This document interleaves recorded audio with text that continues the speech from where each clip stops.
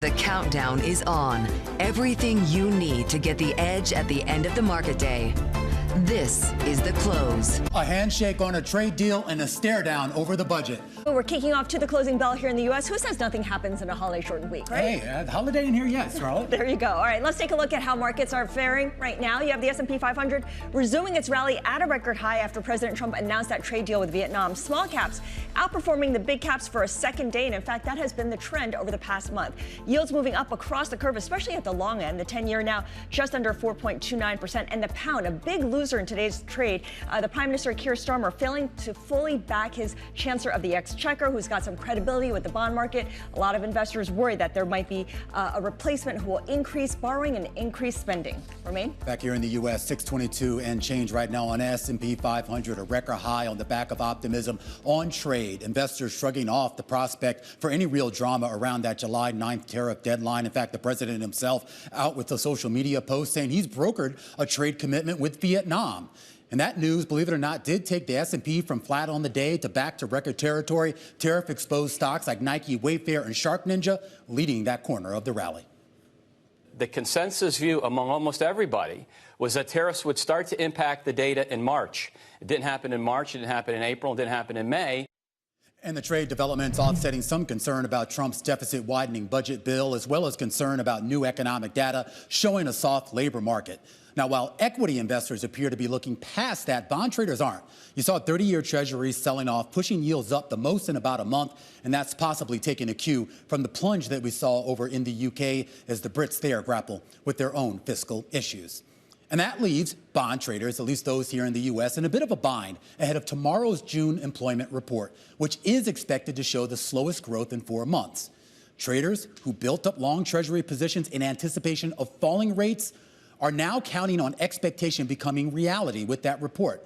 But they may find themselves between a rock and a hard place on yields if economic conditions put downward pressure on rates at the same time, Scarlett, as the budget bill puts upward pressure. All right, let's continue to talk about economic conditions because despite Trump's tariffs, inflation has yet to see a real pickup. We had a 2.7% print in the first quarter in core PCE and a projected read of about 2.5% for the second quarter, that April through June period. But that could change in the next few months. You could see here Fed Chair Jay Powell saying policymakers anticipate seeing the impact of tariffs later this summer. That is reflected in these economists' estimates as well. They forecast core PCE, which is, of course, the Fed's preferred inflation gauge, to rise and stay above 3% all the way through the middle of next year, which would get in the way of any potential rate cuts. Romain? And that leaves a lot of questions going forward as we kick you off to the close here on this Wednesday afternoon on a holiday-shortened week. Zachary Griffiths joins us right now to kick us off to the close, head of IG and macro strategy at Credit Sites. And Zach, I do want to get your thoughts here on how bond traders sort of navigate competing interests when it comes to the direction of interest rates and whether there is real conviction about what direction that might be. Romain, it's a really tough environment, and what we've been expecting is this stagflation-like outcome in the U.S. where you have growth slowing and inflation rising, as you just saw. And I think what we've learned from the Fed over the past couple quarters looking at the summary of economic projections is right now they are more concerned about the inflation side. While the median dots haven't shifted materially over the past 6 months or so, the average dot has shifted higher in each of the last two summary of economic projections for 2025 and 2026. So to us, the sensitivity on the Fed is on inflation. And while we haven't seen it in the numbers yet, we are expecting to see it perhaps as soon as the CPI report in the next couple weeks. That, of course, is going to play out big time on the short end of the curve. On the long end of the curve, it's something also playing out. Obviously, that also has to do with inflation, but much more on fiscal issues. And I'm curious if you could kind of give us your perspective, not on what U.S. bond investors are expecting, but what foreign investors in U.S. Treasuries are expecting. Are they really pulling back? Are they worried right now, Zach? It's interesting, Romain. I just got back from a trip to Taipei and Hong Kong, and while the number one topic of discussion was the U.S. deficit, what it means for treasuries going forward, we haven't heard a ton of reallocation away from U.S. dollar assets broadly, or even a huge boost to hedging ratios. And so to me, it's almost consistent with the soft data versus hard data conundrum we have here in the U.S., where the soft data is very weak, but the hard data has more or less held up. And so the big point we had been making to clients is when you go back and look at throughout history what large budget deficits have meant for the curve, it's a steeper curve, and particularly in the 10s, 30s segment. And so I think there is a lot of concern. There hasn't been huge moves in terms of reallocation just yet, but I think those conversations are happening now and could have a bigger market impact in the future. Do you think those decisions will hinge on how the big, beautiful bill gets resolved?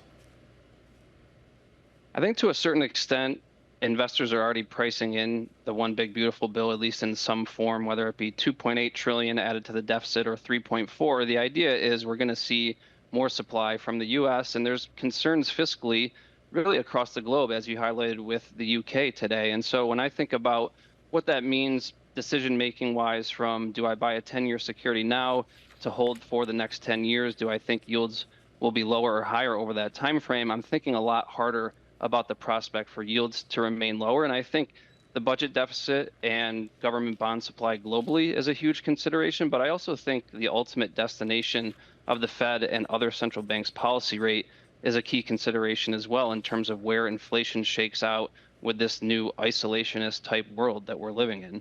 So, Zach, putting that all together, where do you want to be in terms of investing in fixed income? So we've been advising clients to move up in quality and shorter in duration, and admittedly that's been a tough trade after the worst of the volatility following Liberation Day. It seems like risk sentiment has improved despite a pretty rough geopolitical backdrop. And so when we think about how this all impacts the second half of the year, we are expecting the strong technicals that we've seen so far to give way to more fundamental concerns. If we don't see tariffs show up in consumer prices, I think we're going to see it in margin compression in earnings over the course of the next couple of weeks as we get Q2 earnings reported. And so I think that becomes a bigger driver and more of a market concern in the second half of the year. So we still like up in quality and shorter in duration in U.S. corporate credit.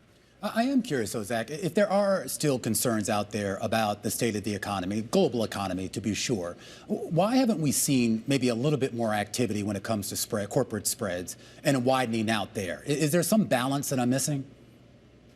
I've been a little confused by it myself, and I think what it comes down to is there's just still a lot of liquidity in the system. When you look at money market mutual funds, we really haven't seen them drained much. And even though the Fed's been doing quantitative tightening for 3 years, we haven't seen bank reserves come down either, as a lot of that has been absorbed by the overnight reverse repo facility. And so that's another thing that we're focused on in the second half of the year. Perhaps markets that have been awash with liquidity, that starts to shift once we get past the noise from the debt ceiling and the passage of the one big beautiful bill. Zach, got to leave it there. Zachary Griffiths, head of IG and macro strategy at Credit Sites, kicking us off to the close here on this Wednesday afternoon with a focus on the record highs in the equity market and a focus on the continued creep higher in Bitcoin.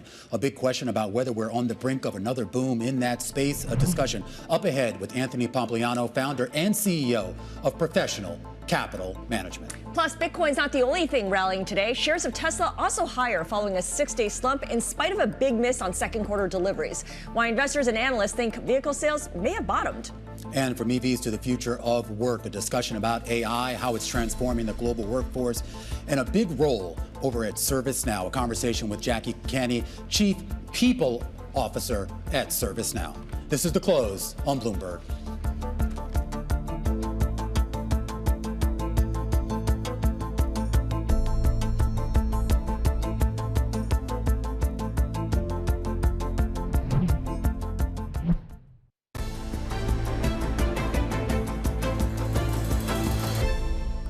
It turns out the crypto president's influence may be relatively narrow. Yes, President Trump's support for the industry shows up in Bitcoin's price gains, but many lesser-known altcoins have actually sustained significant losses this year. So let's bring in a key stakeholder in the industry whose Bitcoin company is now set to go public via a SPAC. Anthony Pompliano, the founder and CEO of Professional Capital Management, joins us live in studio. Great to see you. Absolutely. Thanks for having me. So Bitcoin and stablecoins aside, most altcoins have really struggled for relevance. They've lost more than $300 billion of market cap cap in value this year alone. Why do you think this is? Does this tell us more about Bitcoin's prominence or the other tokens' lack of appeal and utility?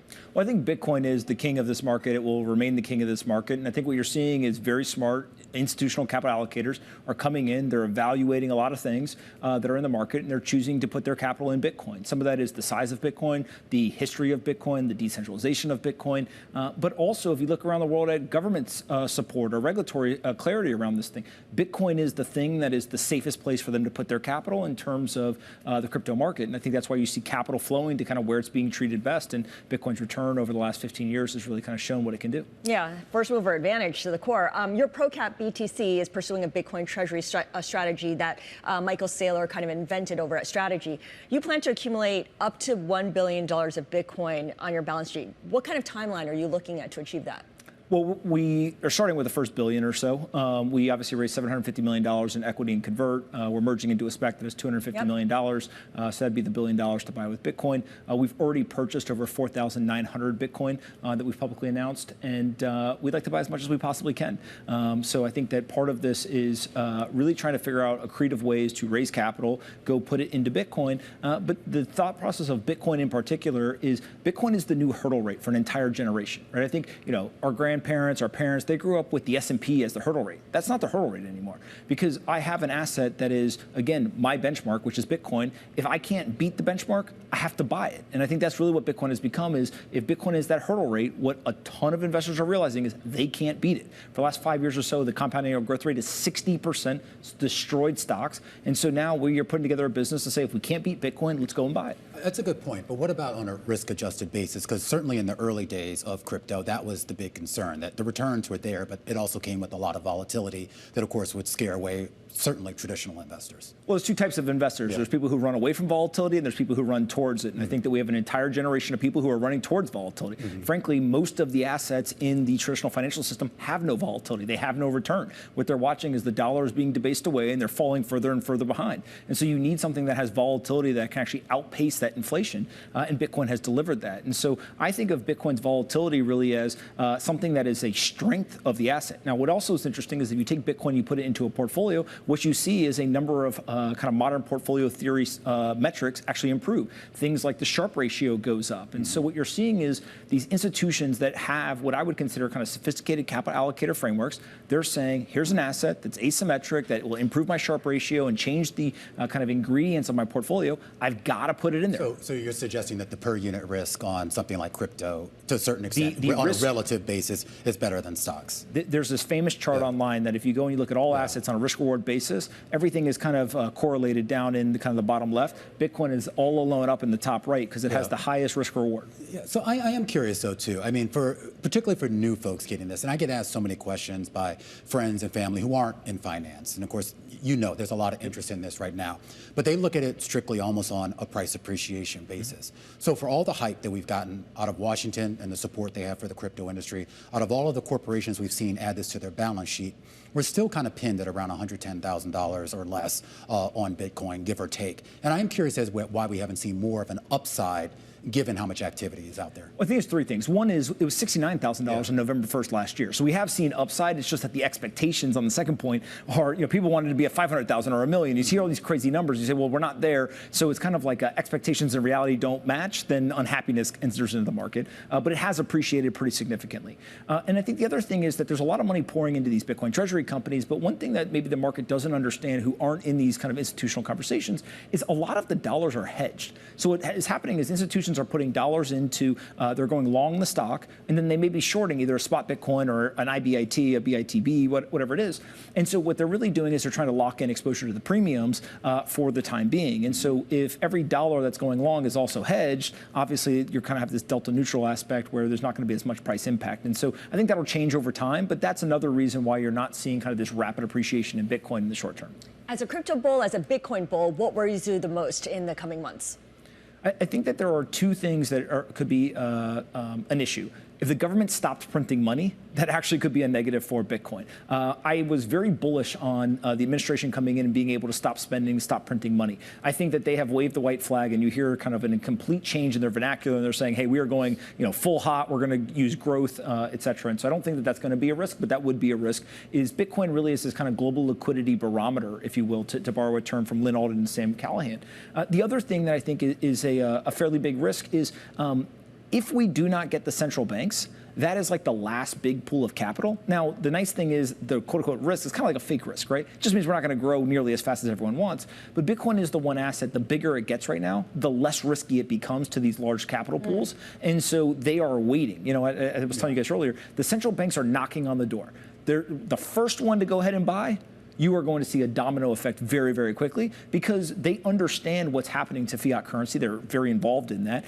They've been buying a lot of gold, and they're saying to themselves, well, is it gold that I want to hold for the next 25, 50, 100 years, or maybe I need some Bitcoin? And there's this famous line from Satoshi Nakamoto that says, you might want to get a couple coins in case it catches on. I think central banks will be the ones to do that next. All right, Bob, got to leave it there. Anthony Pompliano, the founder and CEO of Professional Capital Management, as the show rolls on, getting closer to those closing bells with the big eye on the big movers on the day. Tesla, a 5% pop in the stock, despite a 13% drop in its most recent quarter for vehicle deliveries. We're going to talk about investors making a big bet that Tesla's sales slump may have bottomed. That's coming up next here on The Close on Bloomberg.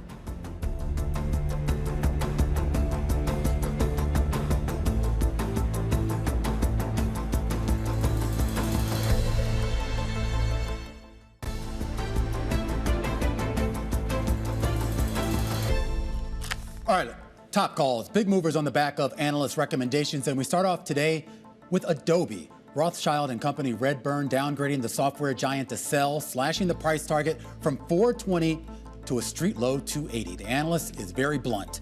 He says Adobe's moat is being eroded by generative AI, and in the absence of a strategic shift, free cash flow growth will continue to slow. Those shares down about 4% on the day, and one of the biggest laggards among tech stocks on the year. Next up, Crocs. Goldman initiating coverage with a sell, the only negative rating among analysts tracked by Bloomberg. The price target, a street low $88. The analysts concerned about accelerating competition and shifting consumer preferences. Those shares, though, only down by 0.1%. And last up, Carvana. Citizens raising its price target to a street high $440, maintaining an outperform, and the analysts saying that Carvana will outpace industry growth, and it's benefiting from its scale. The share is up about 1% on the day, and those are some of our top calls.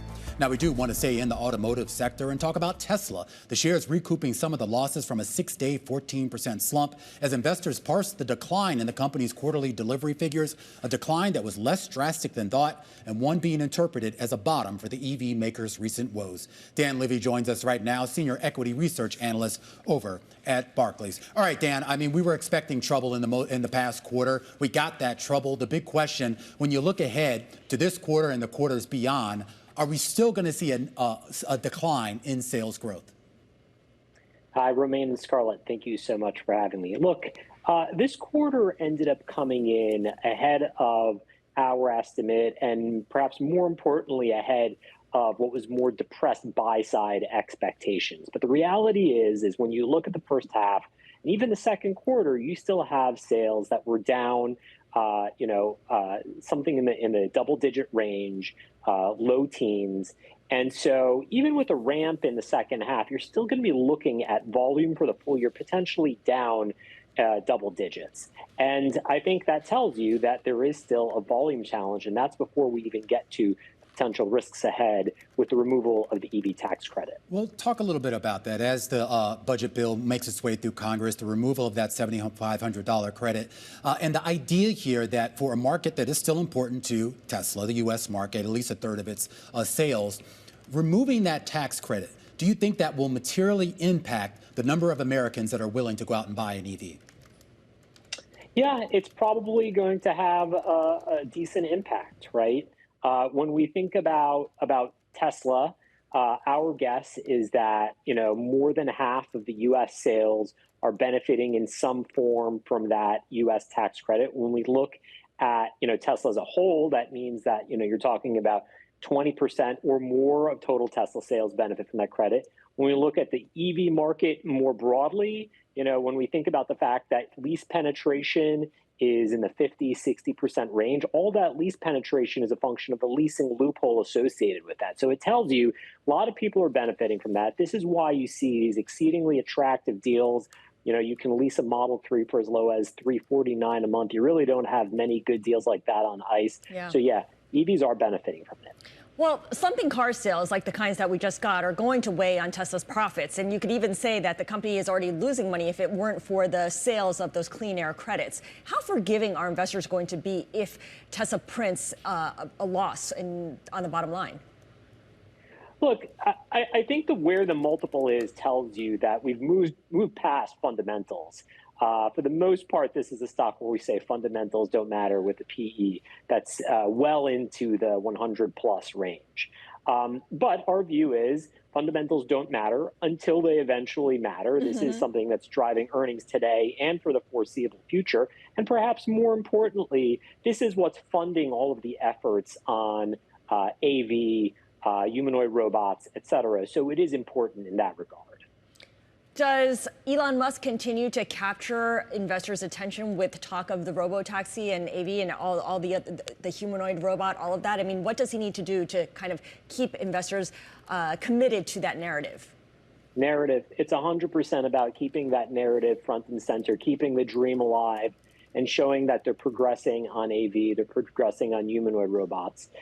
This is a stock that clearly, if it's in the $1 trillion valuation, if we look at the best automaker out there, that's Toyota at $300 billion. Even if Tesla's automotive business is worth $300 billion, tells you all the other stuff is worth $700 billion of value. So you've got to keep the narrative going on those growth endeavors, AV and humanoid robots, amongst other things. All right, Dan, I've got to leave it there. Dan Levy, Senior Equity Research Analyst over at Barclays. A closer look at those delivery numbers that we got out of Tesla, Scarlett, and, of course, the market reaction for a stock that, of course, it had been in a pretty deep funk, getting a modest bid. But it also raises a question just about the appetite for EVs. We had news yesterday when Ford made their delivery numbers, which overall were good for ICE. But in the EV segment, there was basically nothing going on there. There were just headlines about BYD, which is having its moment in the sun, apparently pausing some production, the build out of production in Mexico because of tariffs. So there's a lot of questions about what EV production is going to look like, and more importantly, what demand is going to look like. Well, and what demand is going to look like for $50,000, $60,000 cars right now, because a new car is going to cost about that amount. And we know investors and we know consumers are kind of like taking a much more careful look at how they're spending. Yeah, and it gets to the question, too, about infrastructure as well, because remember, that was sort of the big bugaboo for years was where do you charge these things if you don't have your own house to charge it? And there was a build out of infrastructure. We've seen money removed from that out of the federal government. So it raises a lot of questions about what the ecosystem for EVs is going to be like. Certainly compared to a place like China, which has gone all in. All right, coming up, we're going to speak to Ralph Reichert. He is the CEO of Esports World Cup Foundation before the tournament kicks off next week in Riyadh. Have you played esports before? I have. And how do you do? Not well. You're Gen X, that's why. This is The Close on Bloomberg.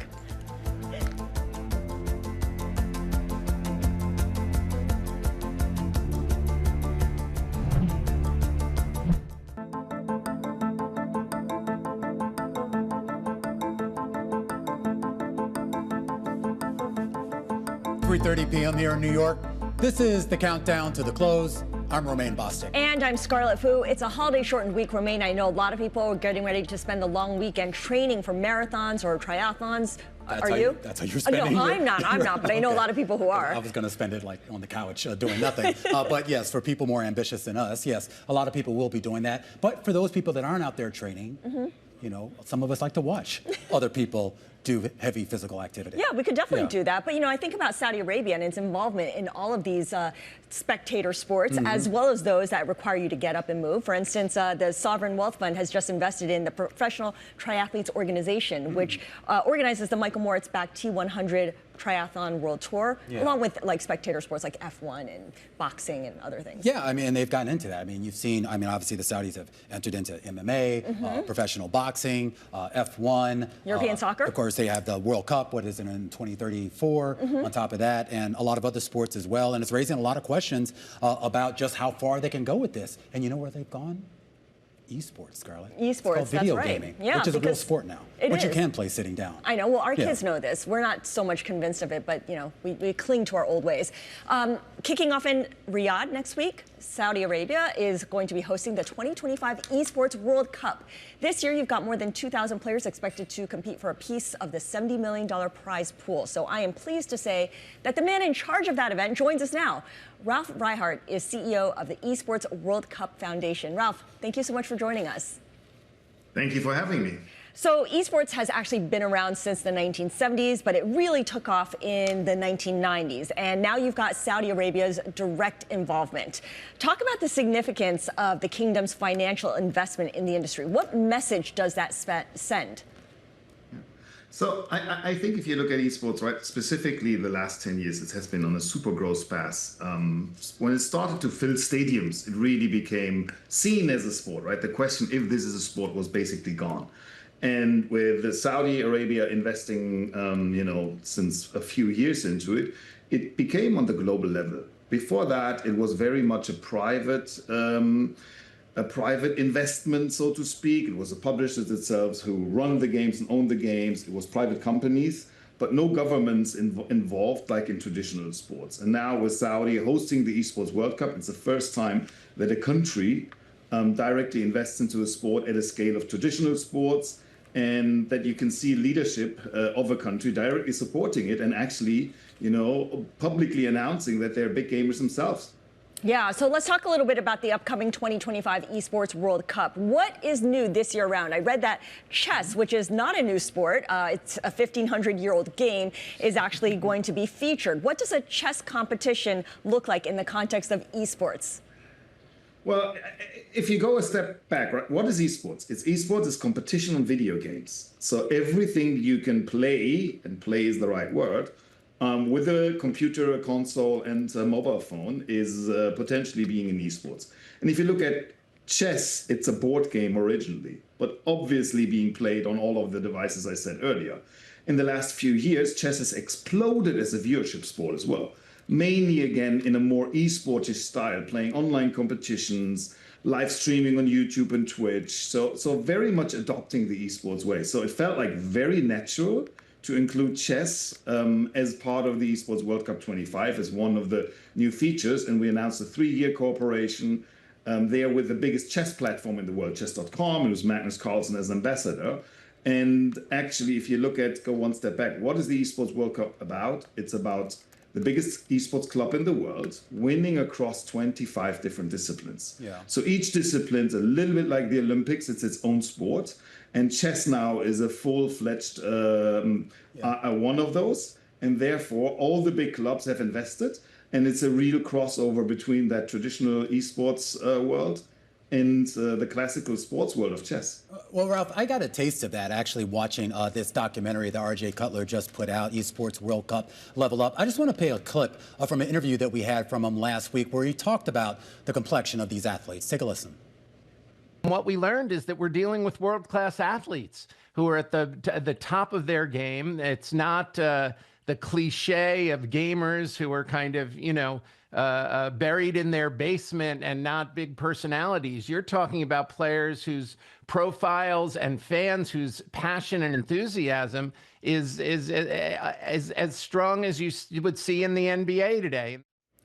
The enthusiasm, Ralph, that RJ has for this, and the enthusiasm I got from watching that docuseries. And when you talk about all the players that are showing up for this, 1,500 folks vying for something like $60 million a pot of money, 21 different games that we're playing here. And I am curious that when you look at the preparation that these folks have and the uncertainty that's around that, is there anything comparable that you've seen in other sports or even just other fields that is intense as what these folks are putting themselves through? It's actually, as you say, it's almost more intense because it's a little bit less physical. So the time you can invest is a little bit larger. But it's to turn this around. This is their full-time job. And it's not for them only about being good or very good in it. They need to be the best in the world. And that comes with a lot of dedication, passion, and skill. And you can see it in all of these stories. And then great that you brought up Level Up, right? It's out there on Amazon Prime for everyone to watch. it greatly explains the why these generations are all so much into esports and what you can achieve almost without borders, right? Because some of these kids come from all over the world, and different than in some of the traditional sports where the barrier to entry is very, very high. In esports, all you need is a mobile phone, and that's accessible all over the world. I am curious, though, about the business model, not only for this tournament, but really for the esports ecosystem as a whole. There's been a lot of discussion that despite all of the attention that it's getting, it has not necessarily translated in total into a profitable product. And I am curious that when you talk about the build out of these arenas to hold these, finding the sponsors, getting television rights and things like that, when do you expect to see a little bit more of an acceleration on that front? Mm-hmm.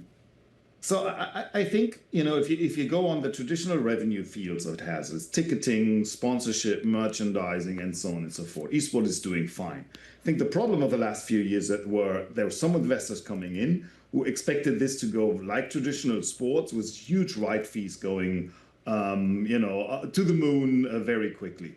I think if you look at the media landscape of today, rights fees overall are about to go down. This is the first football leagues that are going down.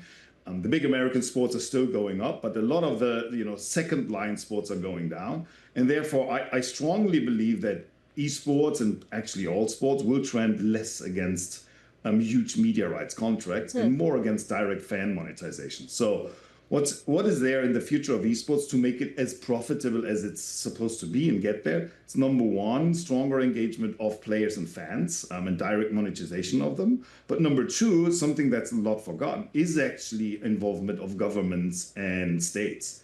Because in the end of the day, sports is seen in all of a society as a cultural good, which brings social society together. And the biggest sports events are a huge societal happening.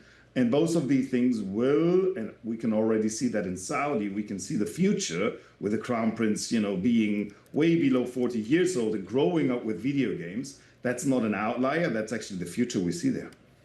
Ralph, really wishing you the best and hope to get you back on soon to talk a little bit more about this.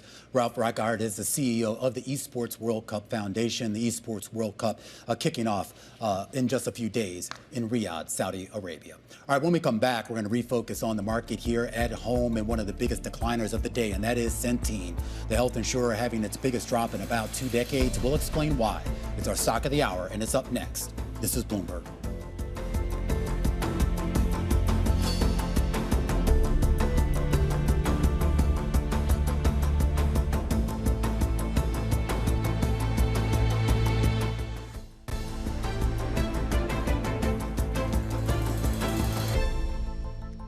Time now for our stock of the hour, and it's a doozy. Centene, the health insurer, down 40% on the day, its biggest drop as a public company. This after the health insurer withdrew its 2025 profit outlook, citing rising risk around the Affordable Care Act. Bloomberg's John Tazi joins us right now for more on this story. We should point out some of its competitors, Molina having its worst day since 2012, Oscar Health having its worst day since 2022, Elevance down the most since 2020. What's going on?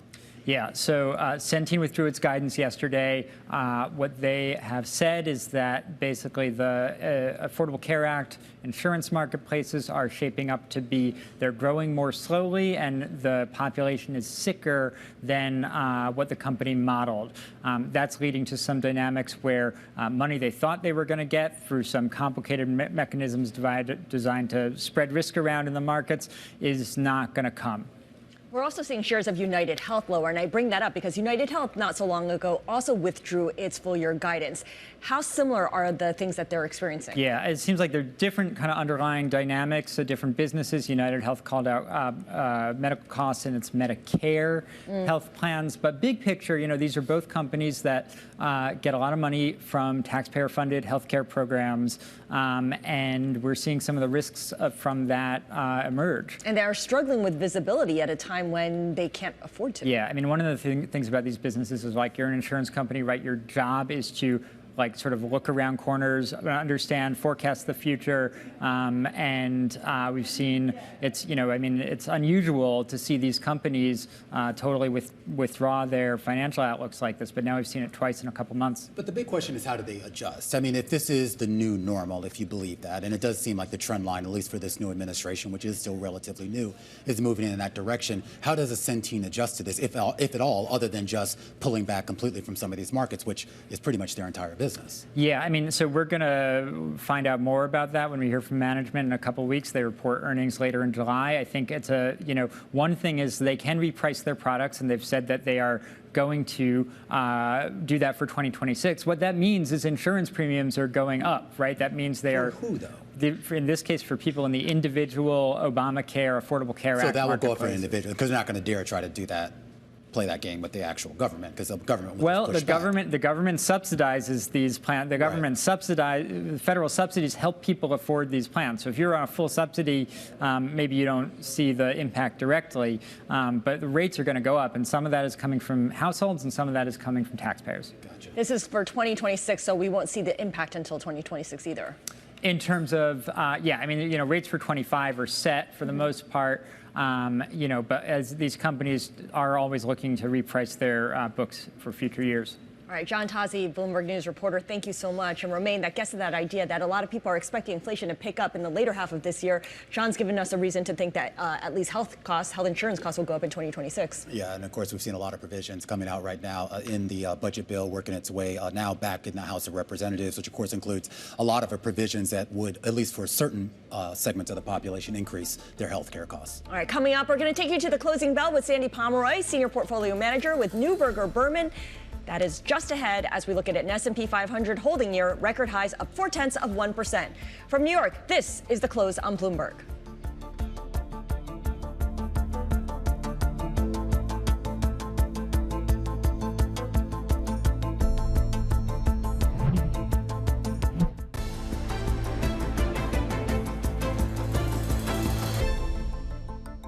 To us, the sensitivity on the Fed is on inflation, and while we haven't seen it in the numbers yet, we are expecting to see it perhaps as soon as the CPI report in the next couple weeks.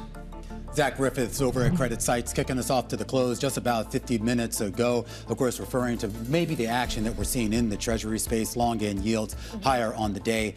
But we turn back to equities here, another record high for the S&P. On this pre-jobs day, you have the S&P 500 setting yet another record high, resuming its rally. The president announcing a trade deal with Vietnam. Small caps outperforming big caps for a second day, and that's really been the trend over the past month, Romain. Yeah, absolutely. And it gets to this idea, are people betting on, I guess, a little bit less chaos, a little bit more certainty, and maybe that puts these economically sensitive companies, particularly the smaller and mid-cap ones, on much more stable footing than what we thought just, 2 or 3 months ago? And we have the volatility coming down. The VIX currently about 16 and change. The big story and globally is the slump, I want to call it a plunge, it is a plunge, in the pound. You have a lot of concerns about fiscal spending in that country after the prime minister failed to give his full backing to the Chancellor of the Exchequer, their version of a Treasury Secretary. And of course, the moves that we saw in yields over there, that trickled across the Atlantic here into the U.S. Fiscal concerns as well as that budget bill in the U.S. Congress continues to work its way potentially to the president's desk. As we move closer to the closing bells with an eye on the market gains of the past and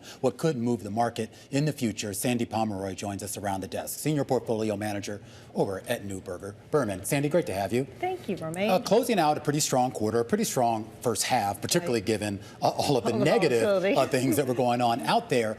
There were a couple of stories, though, that I found really surprising. And one was the incredible strength that we saw in financials. As we speak right now, you have a KBW Bank Index on a 10-day run. Right. You have certain pockets of the finance space that are either at or near record highs. And I am curious what's driving that, because that's not necessarily just a bet on economic activity or consumer resilience, or is it?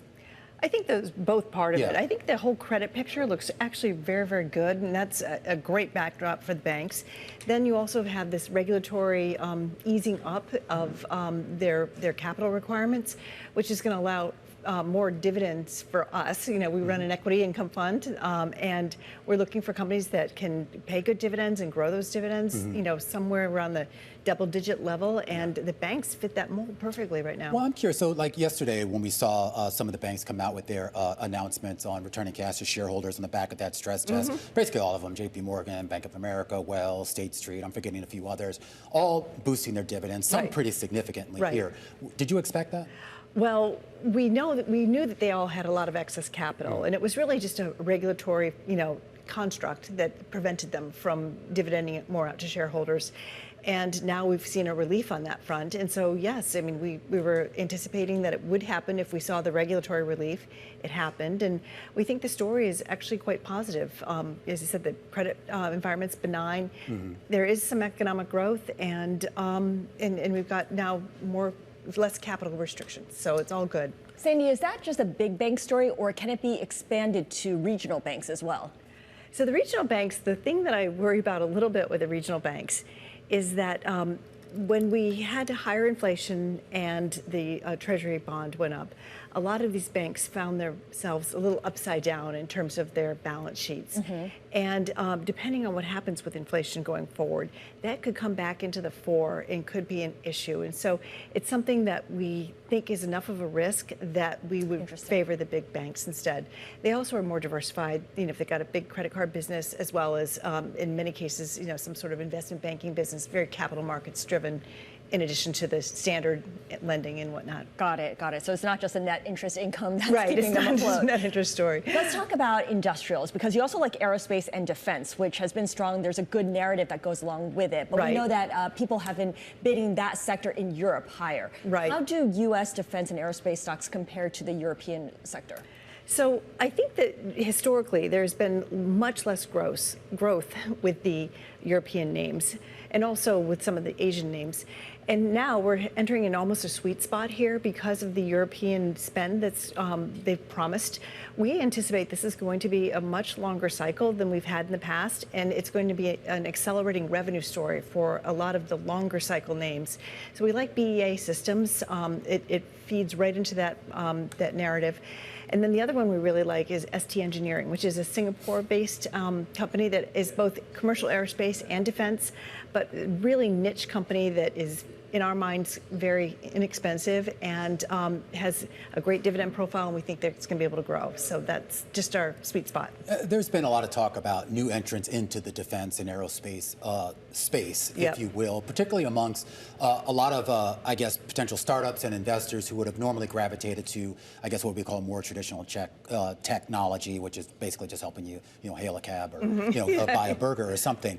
But this idea that we're headed for maybe a longer period of potential geopolitical and military instability, and that's going to require not just more weaponry, but more things with regards to surveillance and other things. Are you interested at all in maybe some of those companies in that space that are maybe still niche, still small, but could potentially ride this wave if you buy into that argument that we are headed for more spending in this space? I think it's personally very exciting. Professionally, because I run an equity income fund, it's harder to buy those names because they're in growth mode, they're consuming capital, they're not paying it out to shareholders. But I think these new technologies that are evolving are so interesting, and I hope that what it does is it brings the cost of defending the United States or just being more resilient cheaper for us. And so I'm rooting for them to be very successful. Another big theme in investing right now, of course, is everything that's going on with energy consumption as it relates to artificial intelligence and data centers. As someone who is focused on income, you didn't mention utilities or energy stocks at all. Well, we like both, so I don't mean to diss them in any way. Utilities are just more steady Eddie. I think that they will participate, but I don't think they're going to be the super winners in this. But the big difference with utilities is for many years, the last decade or plus, we didn't see much growth in energy demand, and now we have it. So this is a very positive story, very positive backdrop for the utilities, and they're going to have to spend more money to bring that grid up to shape. So that's a good story. Energy, my favorite area of energy is offshore drillers. Really? And it's a very niche-y little part of energy. There's a lot of evidence that the U.S. shales might be flattening out and maybe will not be able to grow again, even with a higher oil price.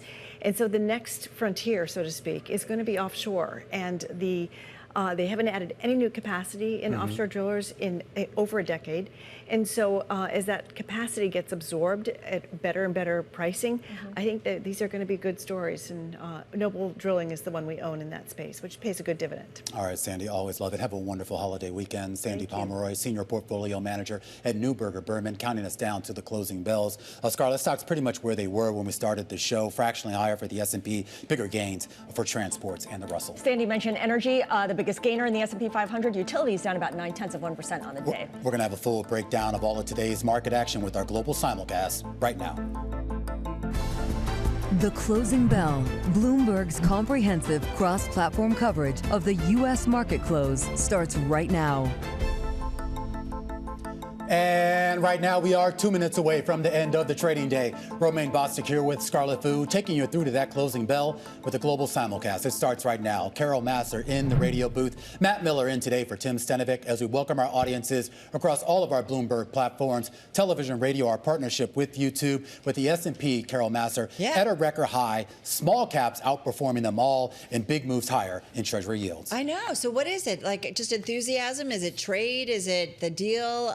The massive spending and tax cut bill working its way through. I mean, it's pretty interesting to see this enthusiasm, and I'm just kind of again thinking about earnings that are coming up in a couple of weeks, whether or not it will support all of that. What? You continue to do your best not to say one big, beautiful bill. That's what it's called, okay? OBBB. We've been going back and forth a little bit on I like this. 1B3. Look, I think It's you marketing. get I have a some hard time sense with of that. certainty, right? Every administration does marketing with massive legislation. We've seen that before with the, for example, the Inflation Reduction Act, which also didn't reduce inflation. But Fair the point enough. is you get a little bit more certainty here, and so people are willing to take more risk in this market. Well, I mean, we'll have to see where it goes because right now it's still stuck in the house. They haven't really moved forward with that yet. So the next couple of hours is definitely crucial here. Don't forget, we also had the trade deal with Vietnam. So that's now, what, 3, right? Yeah, they're going to pay us 20% tariffs on all the goods they ship here. 40% which is for a the relief. transshipment, right? Yeah. Is that how it works? Okay. All right. Well, we do get some news on the trade front that is a net positive for stocks, assuming that there is follow through and that bill working its way through Congress, that big budget bill. Hitting some sticking points as House Republicans try to sort out the nitty-gritty. But right now, the betting is that that will somehow make it to the president's desk over the next few days. We take a look at the markets here on this Wednesday afternoon. The Dow Jones Industrial Average is going to finish out the day unchanged, but you had a lot of activity for the other indices on the day. An S&P 500 back above 6,200, up 29 points or 0.5% to a record high. A NASDAQ 100 at a fresh record high. A NASDAQ Composite up almost 200 points or 1% on the day. And a Russell 2000 outperforming them all with a gain of about 29 points or 1.3%. Yeah, nice to see that, right? Going back to the S&P 500, guys, 286 names higher in the S&P 500 today, Scarlett, 213 to the downside. All right, let's take a look at the IMAP. A pretty mixed day, although there are more advancers than decliners when you look at the industry groups. Energy stocks gaining 1.7%. They're the best performers, followed by materials and tech, each gaining more than 1%. Your laggards are healthcare, and that's really on the back of Centene plunging, and utilities as well as financials, which had gotten a boost in recent days. All right, guys, let's go to some outperformance that we've seen. I want to go to actually an index, the S&P Global Clean Energy Transition Index. I wanted to pull that up because that is up about 1.7% higher today after U.S. excise tax seen as an existential threat to the solar and wind industry was stripped from the Senate GOP tax mega bill that passed the chamber in that tie-breaking vote yesterday. A Goldman Sachs index of renewables, by the way, trading at a fresh 2021 high. Renewable stocks around the globe we've seen rally also because we had another story on the Bloomberg that just talked about these green-related stocks, despite being so much under pressure by the Trump administration, enjoying their best quarter in almost half a decade. So I just wanted to pull that out. We saw a bunch of names in this sector higher. In fact, First Solar, let's go to that one, up 4.6% at the close. It was up as much as about 9.5% earlier in the session. It's a top gainer in the S&P 500. So again, having to do with that Senate budget bill that passed through and some of that excise tax, as we said, pulled back. Yeah, we saw those names going higher. Sorry, I'm really tired today. Carol's having a tough day. I'm having a tough day. But the good news, Romaine, this is her last day in the office this week. You guys are going to have to carry the mantle tomorrow. Tesla, let's go to Tesla, up 5%, a top gainer in the NASDAQ 100, the second top gainer in the NASDAQ 100, again, up about 5%. Carmaker posted a less drastic decline in vehicle sales than most pessimistic analysts feared. It was down 13% from a year earlier, but some had thought it could be down maybe more than 20%. So, kind of a sigh of relief for those Tesla folks. All right. Take it away. All right. I am looking at the losers, and Tesla's not one of them, even though those deliveries really massively missed what people have been expecting. So anyway, Centene is, I think, the big story. I had a huge argument with my open interest co-host, Katie Greifeld, this morning. I wanted to do this story, and she was like, who's heard of Centene? Well, it's a $28 billion insurer that has 28 million customers. It's gotten rocked because of that big, beautiful bill. Most of Centene's business is Medicare or ACA, and that obviously being scaled back, and this is going to result in earnings headwinds of as much as $1.8 billion. A lot of analysts, or at least two that I saw this morning, cutting their view on the health insurer, maybe more now that we're at the close. It really goes to the idea that these health insurance companies have been so consistent with being able to project out what their financials look like that when they can't, this is the kind of reaction they get. Yeah, absolutely. And they're bringing down a lot of other healthcare companies with them. Molina, I haven't pulled these up, but Molina, Elevance, Oscar Health are all big losers today. I want to move on to Intel because the chip maker is off at the close after Reuters reported that the CEO, Lip Bhutan, is exploring a potential strategy shift in the foundry business that would entail no longer making or marketing certain chip-making technologies to external customers.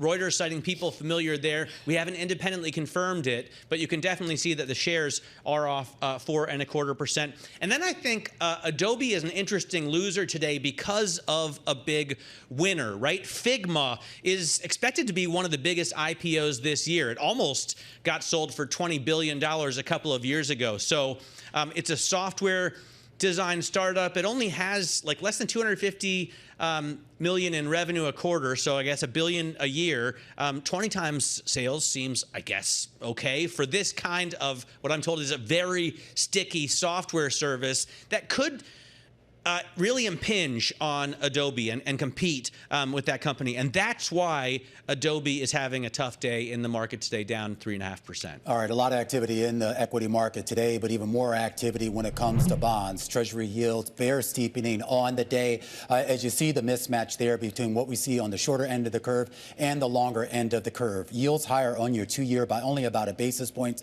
but up about 4 to 5 basis points when you go from 10 to the 30-year levels. We should point out some of this is related to some of the fiscal issues going on here in the U.S. and some of this, of course, a bit of a rollover from what transpired over in the U.K. earlier today with some concerns about the fiscal situation in the U.K.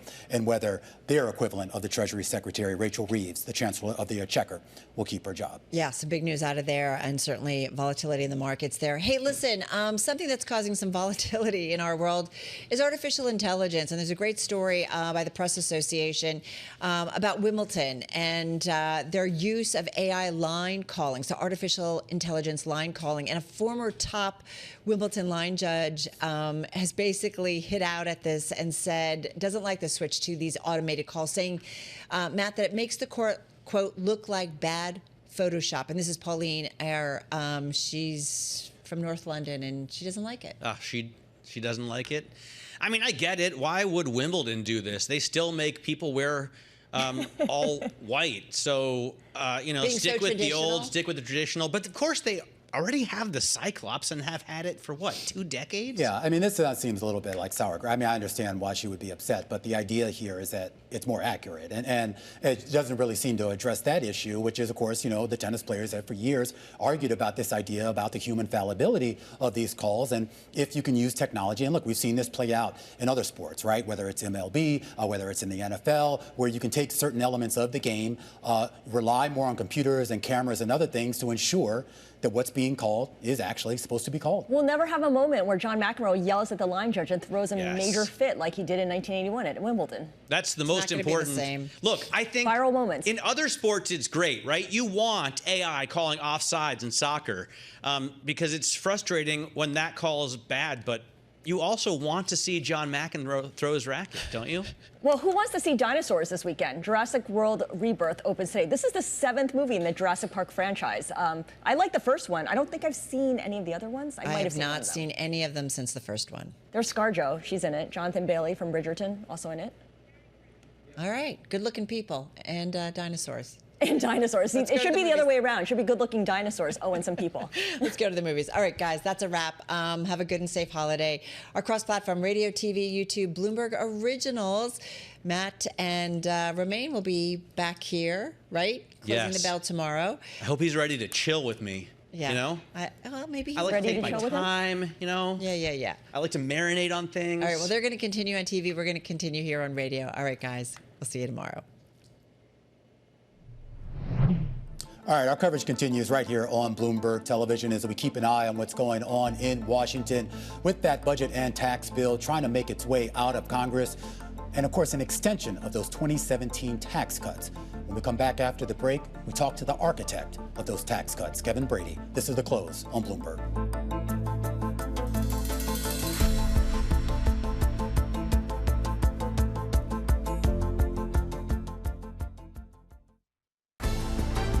The countdown is on. Everything you need to get the edge at the end of the market day. This is The Close. Welcome back to The Close. Romain Bostic here with a look at how markets finished the day, and they finished the day strong. After a little bit of trepidation yesterday, the S&P back to record highs, up about 0.5%, primarily on the back of some optimism about some of the issues coming out of Washington. You saw that reflected in cyclical stocks, particularly in the small and mid-cap space, with outperformance by the Russell 2000. Bitcoin getting its mojo back, and an ETF tracking Vietnam stocks actually had rallied as much as 2% before pulling back just ever so slightly. This after President Trump tweeted out about a potential trade deal with Vietnam. When you take a look at the individual movers, there's one sort of thread that brings them all into common, and that is that they're all being influenced right now by policies coming out of Washington. Robinhood up about 6% to a record high on this day, primarily because of recent legislation supporting the crypto industry. First Solar having a phenomenal rally, up 5%, as a lot of the other renewable energy stocks also moving higher on the back of some key provisions in that congressional budget bill that's working its way. Capital One also closing out at a record high on the day, largely once again because of some favorable moves coming out of Washington on the deregulatory front, and even Nike getting in on the action, up about 4% on the day. And again, that's largely tied to that potential trade deal with the U.S. and Vietnam. And that does bring us to our top story here, and that is what's going on in Washington, specifically the fiscal situation. And it's a fiscal situation on both sides of the Atlantic. The drama earlier today was in the UK. The Chancellor of the Exchequer, Rachel Reeves, moved to tears in Parliament amid doubts about her job security as Britain wrestles to find ways to fill a fiscal budget hole. We saw a 30-year UK government bond yield surging 20 basis points in a market sell-off that was very reminiscent of that trust moment in 2022. Now, that sell-off in UK bonds crossed the pond to Washington, D.C., where the U.S. government is contending with its own fiscal choices. 30-year Treasury yields rising the most in a month as investors really hone in on concern that widening budget gaps could undermine the economy and markets. Now, this is a multi-decade-long concern out there, but it has been given a sense of urgency as Donald Trump's sweeping tax and spend legislation moves closer to passage.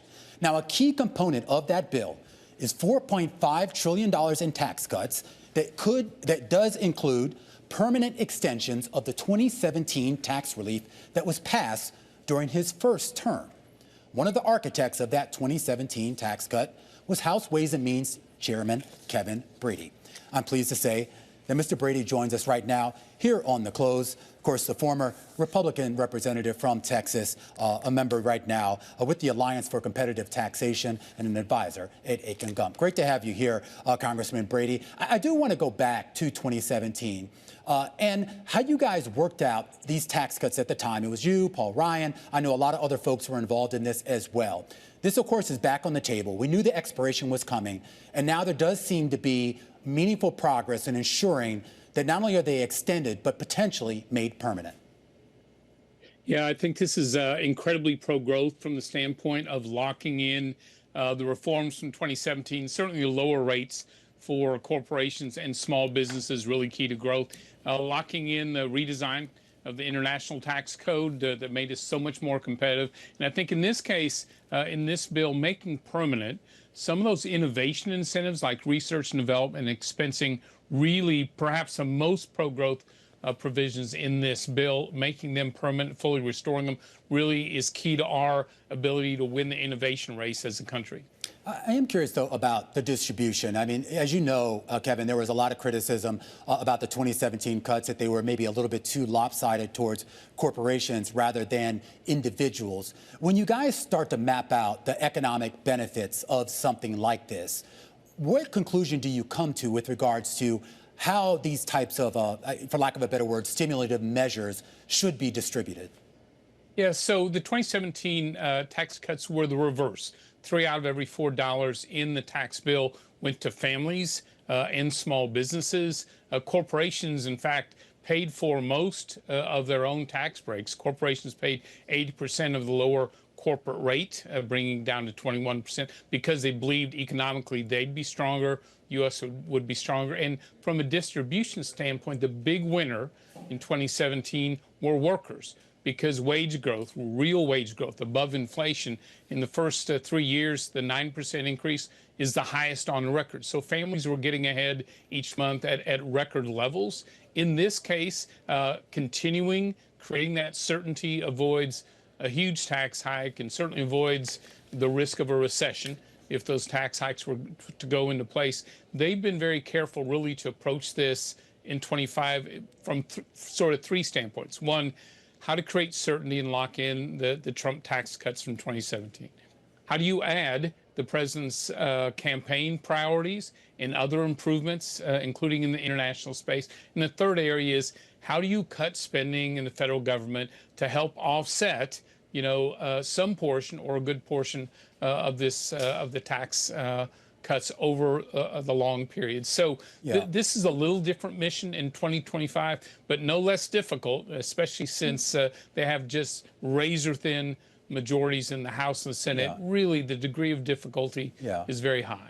Absolutely. And it's not just that it's razor thin, but I mean, as you know, Kevin, I mean, you have a certain faction of the Republican Party that for years has been banging the drum about deficits and debt servicing and the fiscal damage you can potentially do with these types of tax cuts.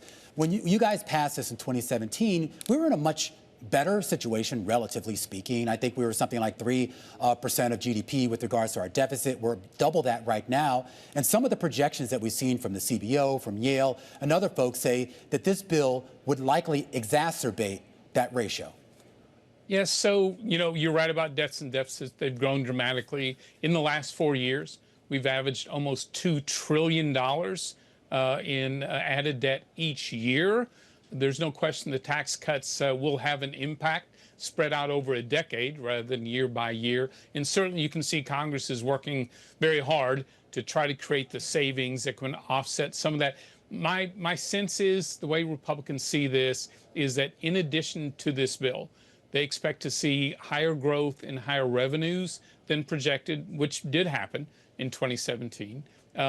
They see revenues coming in outside the bill, such as tariffs, perhaps $2 trillion or more, that would have an impact as well. And then I think what you will be hearing about in the conversations with members of Congress and President Trump in the White House today with members of Congress is what more can be done, perhaps in a future reconciliation bill later in the year that can tackle more savings, what the administration will do in Congress in its budget, in its own sort of tightening the belt measures. So I see this Congress looking at it beyond just this bill, but as a whole of government. How can you reduce the size of this government? Try to move back toward the size of government before the pandemic. I am curious, Kevin, how you think this is going to play with the rank and file electorate. Once, assuming this passes and folks have to go out on the road, go back to their districts and actually sell these provisions, do you think the public is going to buy it? You know, I do, from the sense that there will be a sense of relief from not having tax hikes on middle-class families. Certainly some of the president's provisions are hugely popular, like no tax on tips and overtime. The relief to about 88% of seniors on their Social Security taxes, I think, will be very popular as well. Increasing the standard deduction in the child tax credit, I think, have support broadly among the public. And I will be honest, the reason we did not fully extend the child tax credit, the middle class cuts, and the small business deductions is because they are, in a bipartisan sense, so popular. And we felt like these are tax provisions that either party would want to continue in the future. All right, Kevin, really appreciate you taking time for us. Of course, that's former Congressman Kevin Brady, also former chairman of the House Ways and Means Committee, of course, represented the great state of Texas for several years there. When we come back, we're going to continue on this topic as we continue to keep our eyes on Washington. But we're going to talk a little bit less about the budgetary effects of this bill and more about the human and inflationary aspects of it. Stephanie Kelton going to be joining us after the break. This is Bloomberg.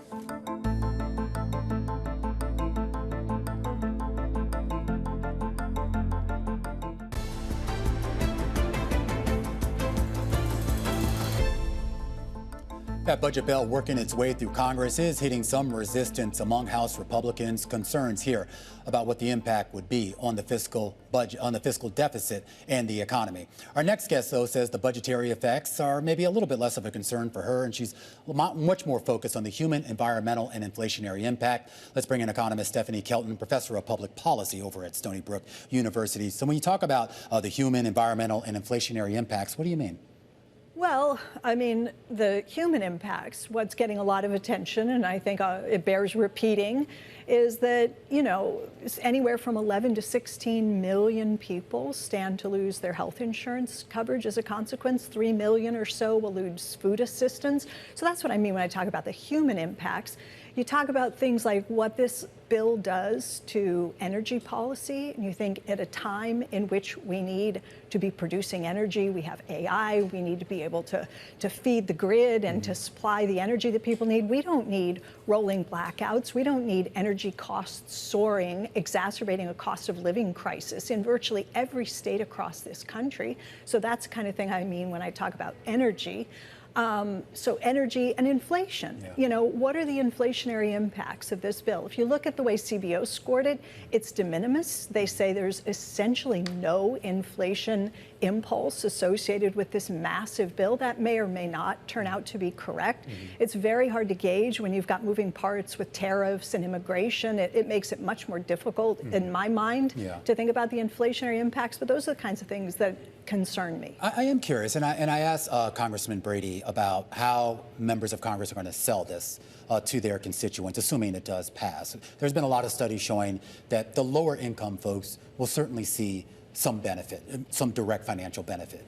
But it also shows that people at the top echelon, the 1%, are going to see an incredible outsized benefit that is disproportionate to what the lower income receives. How do you sell that? Well, I don't know, and I would say people at the bottom would see a benefit if they were just doing the tax cuts. If this looked more like 2017 than this new bill, if they were just extending and then building with some no tax on tips and overtime and that sort of thing, absolutely, there's a little bit of something for everybody.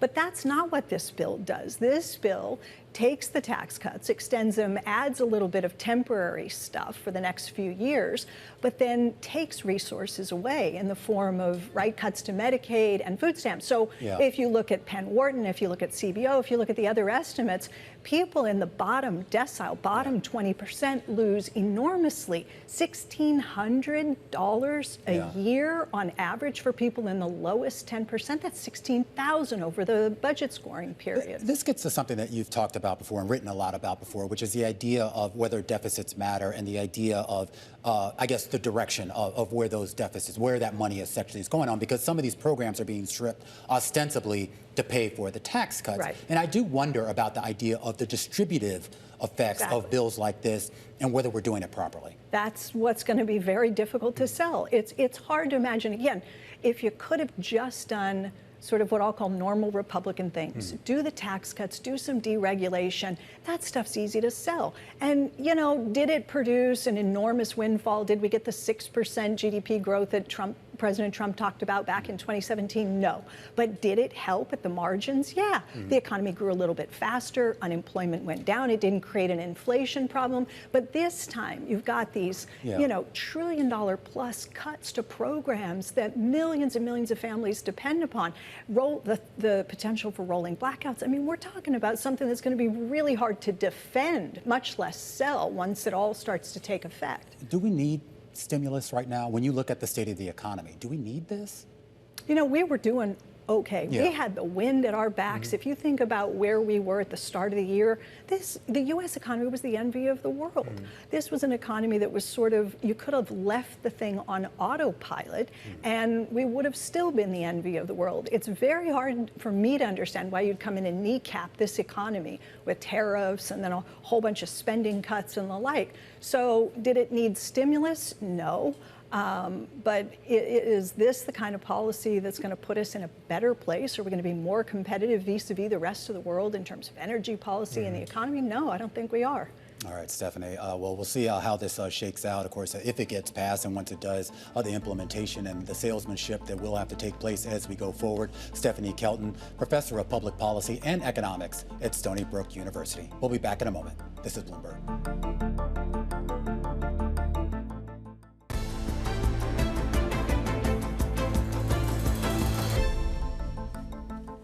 Welcome back with our focus on the budget and economy. Today, we push ahead to a big jobs report tomorrow on Thursday because of the holiday shortened week, 8:30 a.m. Eastern Time, the June jobs report. The median estimate in a Bloomberg survey is for 110,000 jobs to be added to payrolls and for the unemployment rate to tick up by 0.1%.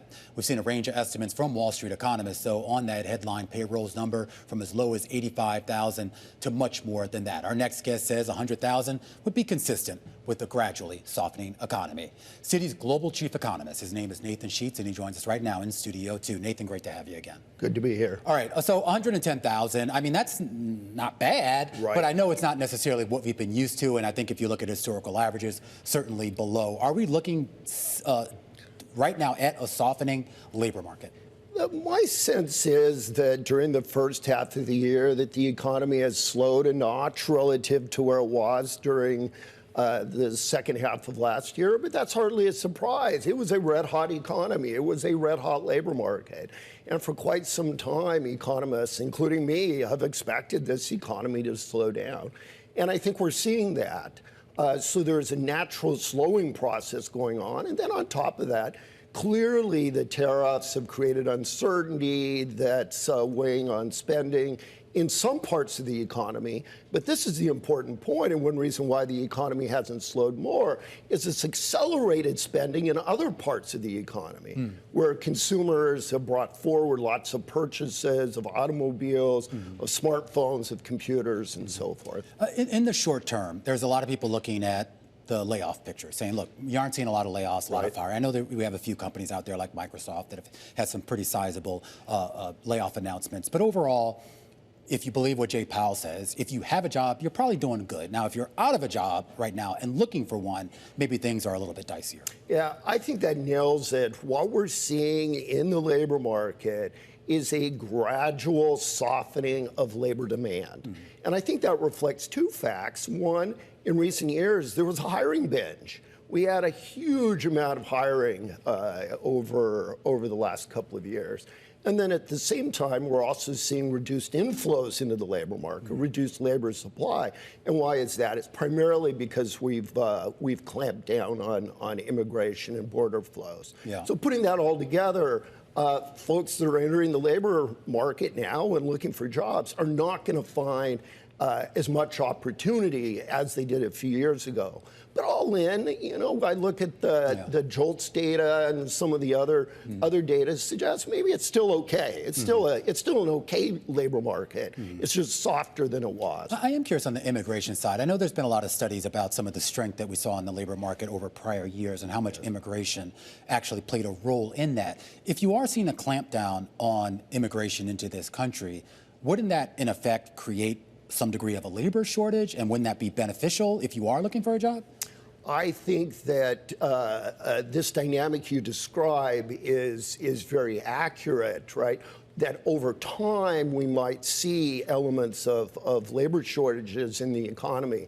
But the reality is that the size of the flows in recent years has been so large that we're still seeing a diffusion of 2022 and 23 and 24 immigration flows in the labor market. So I don't think we're anywhere close to being short labor, especially in this environment where labor demand is pulling back. But if we continue with these policies for several more years, could we get to a place, say in 27 or 28, when we have serious shortages and broad macro shortages of workers in the economy?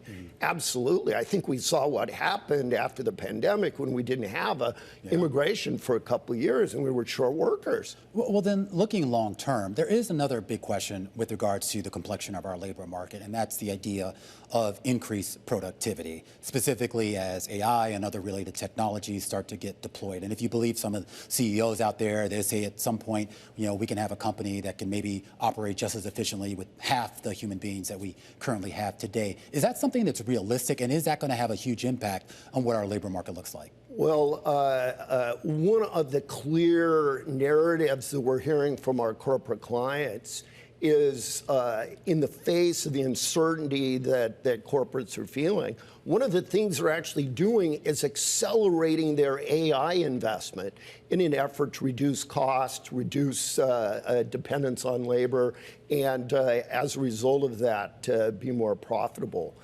So I think over time, we might have AI on net reducing the demand for labor. For now, I think the effects of AI are more on the demand side, and they're actually creating jobs. And think here, the construction of data centers, the build out of the grid, hardware to run AI, software to implement AI, and that on balance, it's a job creator. But over time, we could move to that other side of the ledger where on net we're losing jobs. That's very much an open issue where the jury's still out. Yeah, and I mean, and these conversations came up before during the dot-com boom, the advent of computers, and we saw a lot of jobs lost, but we also saw a lot of jobs created. And that's the way technology has always worked in the past. It means we lose some jobs, but inevitably that new technology creates new jobs. And then I think the question is AI somehow fundamentally different than other types of technologies that have preceded it in that it is more substitutable for workers than previous types of technologies have been. All right, Nathan, always smart, always wonderful talking to you. One of the best in the business, Nathan Sheets, Global Chief Economist over at Citi Research, as we preview that big jobs report coming out tomorrow morning. And of course, I'll look ahead here longer term to the potential impact of AI on the labor market, a conversation we're going to have a little bit deeper after the break. As we check in real quickly on how the markets finished the day, fractional gains for the S&P 500, but that is good enough for a record high, and more substantive gains when we look at the small and mid-cap space. The Russell 2000 up more than 1% on the day, a tinge of optimism about trade, the budget bill, and everything in between. We'll be back in a moment. This is Bloomberg.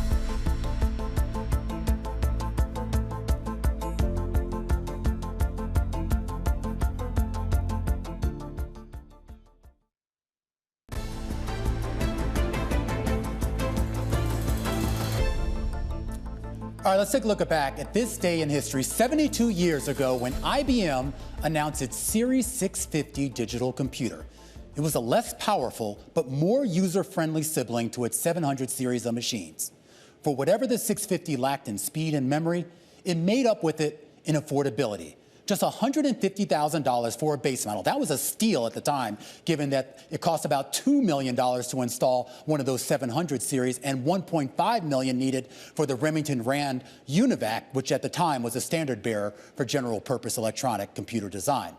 But if UNIVAC was the atom in the digital Garden of Eden, The IBM 650 was the eve, becoming the first mass-produced computer, allowing the field of computer science to expand, to accelerate outside the niche confines of government labs and megacorporations and into university classrooms, nonprofit research groups, and startup companies.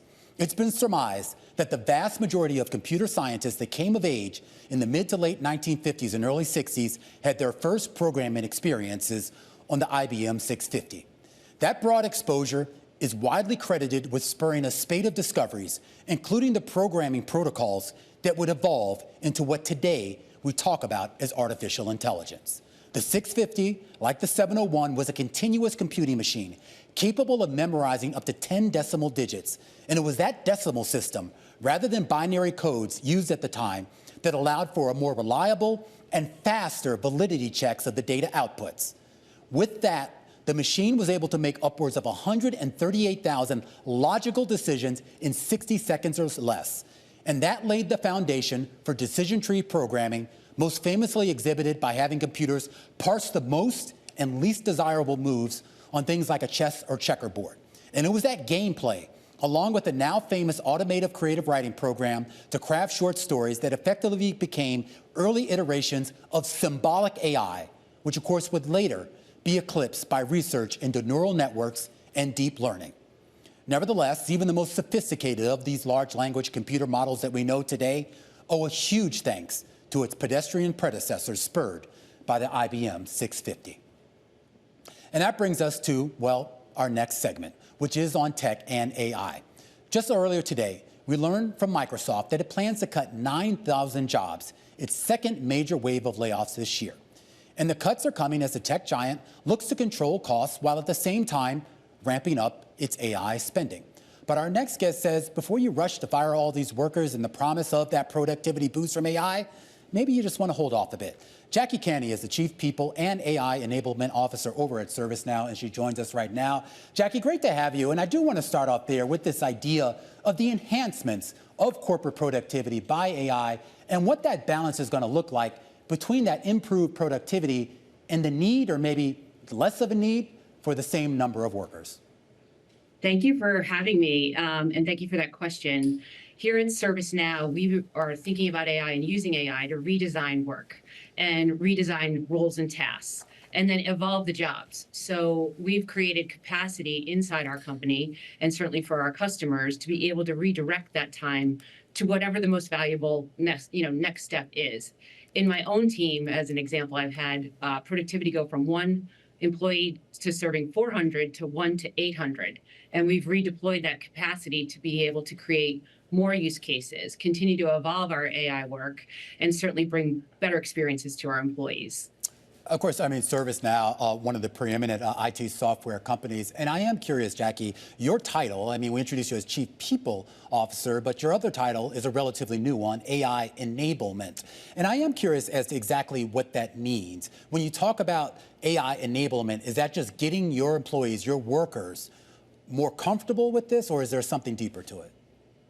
There's a few pillars that I think about with that, and we want all of our people to know AI, right? And we've gone through that over the last year and a half. The second is, are you using AI? Getting really comfortable with using AI in every part of our company with the 27,000 people that work here. And the third is how you lead with AI. There's a human capital conversation to be had around AI that we believe greatly in here at ServiceNow, and that's, you have to bring the people along, embrace the technology, and then you'll get the value of that technology. My job also includes skilling up our ecosystem, so our partners, our customers, and our communities. And that's another 3 million learners that we are bringing education, reskilling, and training to, so that they can be better equipped to implement our products as well as others, but certainly be feeling more comfortable with the use of AI. One of the biggest fears in terms of the potential for job losses, we've heard a lot about entry-level positions and the idea that some of the tasks that we've seen AI take over, at least for right now, seems to be at kind of the lower level, the entry-level point of task. And I am curious as to whether there is still an entry point for college grads and other new folks coming into the workforce. Sure. And I talk to new job entrants all the time. I'm on the board of a university, and there is absolutely here at ServiceNow a need for our early in careers, what we would call that cohort. We just celebrated over 500 of our interns in a global intern week, where we invested in power skills, hackathons, service days, and we embraced, what they bring in, which is a very AI digital native cohort. So we see that as an unlock in our capabilities to the rest of the company, and don't see us backing off of that at all. It's an important part of our strategy. As you sort of deploy AI more internally, and obviously I know as given what you guys do in terms of with your clients, I'm sure there is an AI component, of course, that is being pushed to clients, or maybe clients are maybe pushing it to you. I am curious as to how those two intersect, how you use it internally and how you're using it with regards to working with your clients and helping them make money and protect their businesses. Sure. We are very proud of using our own technology in the company and believe that we should be customer zero, or now on now is what we call it, which means we use our products, we make our products better. We hope that makes them better for our customers. It's a real source of pride. But we use our technology in areas like cutting down the time it takes to be prepared for a sales meeting, being able to understand what perhaps a customer might be interested in versus having to go back through details that would have been more time consuming to do. And those are the products that we also sell to our customers. My Assist is our AI tool. And we absolutely try to show customers the confidence that they can use it too. And that does go a long way.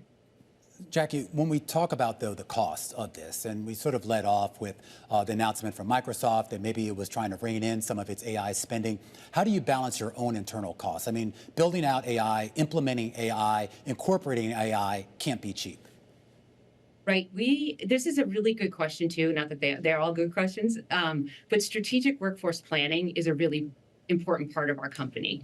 Knowing what headcount you need, where you need it, what shape is your pyramid, what locations. And certainly we think about what's the capacity that we've created with AI, and then be able to focus that capacity into the places that we want to double down and invest in. And I think that's really the difference between, how you think about just applying AI and the cost of AI. It's what's the return on investment that you get by applying AI so that you have a more productive, more engaged, more skills in your workforce.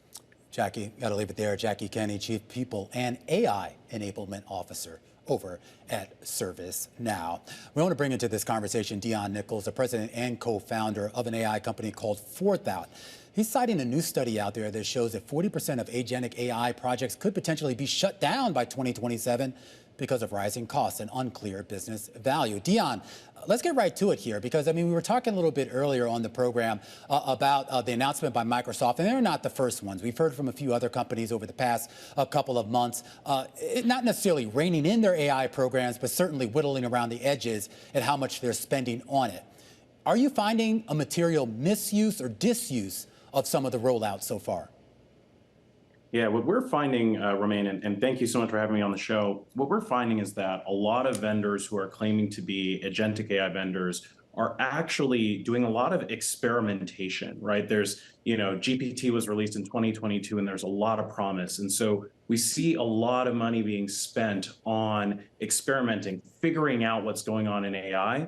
But a lot of the value is actually being delivered by companies who are able to take not just generative AI, but actually take agentic AI and deliver real value. And that's in places like customer service with us at Forethought and a few other places. But you're also going to see a lot of wasted spend. And that's what that Gartner report was finding. We should point out, too, and your company primarily specializes in customer service related AI tools. I am curious about the effectiveness of those tools, but also about the idea, and I'm sure you know this, Dion, there are a lot of people selling products or promising certain results from their products that haven't necessarily been battle tested. Totally agree. So there's a lot of noise in the AI space right now. There's a lot of excitement, and rightfully so. As you pointed out earlier on the show, this is going to be one of the biggest technological advancements of our time, of our generation, really. So there's rightful excitement. The problem is a lot of these vendors are not yet delivering.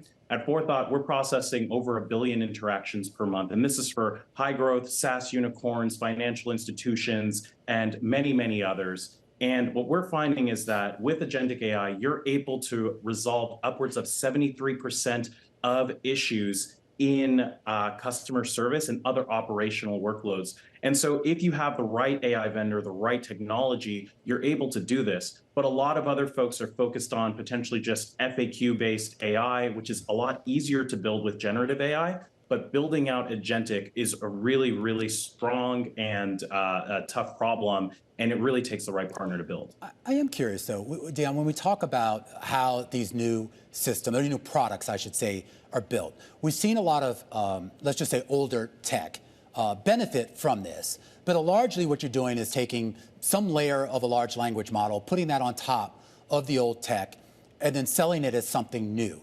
Why wouldn't that be effective, at least if the old tech we know to be reliable? So let's use customer service as an example. It is one of the first industries where AI is really making a huge impact across operations teams, across businesses. What we found in our data is that about 23% of customer service issues are FAQ or information only. These are the how-to questions. You're calling in and you have some kind of information you need. That means the remaining 77% are all what we would call agentic issues. These are issues that require issuing a refund, executing a business policy, taking some complex decision, or taking some complex action. And that's really where most of the value is being delivered in customer service AI, but it's also the hardest part for AI vendors to get right. And so with LLMs, the approach you described of RAG, or retrieval augmented generation, of taking AI, taking LLMs, wrapping it around and applying it to your knowledge base, you're really only going after that 23% or that sliver of issues. And we've seen that time and time again, companies thinking, hey, we're just going to launch an LLM, we'll try something. It's very quick to get to that demo quality or prototype quality code, but to get to that real 70, 80% of impact, you need something greater, you need something better. And I think we're now starting to see with Gartner and other reports here why this is starting to come to roost. We've seen companies like Klarna, when they launched and said they were going to replace all their employees with AI, and now they're kind of backtracking. So a lot of big companies are really just trying to figure this out, and they're learning the hard way that it takes amazing AI and amazing talent still today in order to build true agentic AI that can solve problems for your businesses. All right, Dion, got to leave it there. It's still an exciting time, and we know anytime you see these sort of new industries come up and these big booms, there's always sort of a divide. A lot of the folks who are doing great things like yourself and other folks maybe who are just trying to ride the wave. Dion Nicholas is the president and co-founder of Forethought Technologies. All right, stick with us. When we return, we're going to set you up for what to watch for the next 24 hours. This is Bloomberg.